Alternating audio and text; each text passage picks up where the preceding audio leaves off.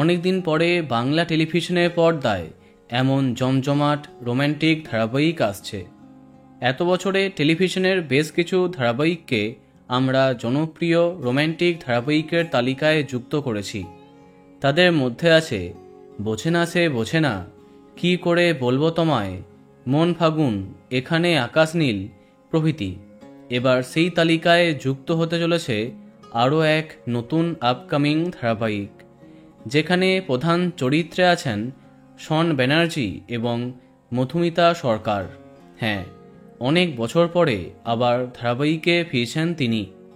প্রাক্তন সৌরভ চক্রবর্তীর পরে মধুমিতা টেলিপর্দায় কামব্যাক করছেন। বিপরীতে শন, সম্প্রতি তাদের লুক সেট হয়ে গেছে, তোমরা দেখতেই পাচ্ছ। ম্যাজিক মোমেন্ট অর্থাৎ লীনা গাঙ্গুলির হাত ধরে আসছে এই নতুন প্রেমের গল্প। চর্চ অনুযায়ী ধারাবাহিকের গল্পে দেখা যাবে মধুমিতা অর্থাৎ গল্পের নায়িকা বড় লোকের আদুরে মেয়ে, সে খুব অ্যারোগেন্ট। অন্যদিকে গল্পের নায়ক শনকে দেখা যাবে গরিব গুন্ডা টাইপের একটি চরিত্রে, তবে সে সৎ, নিষ্ঠাবান।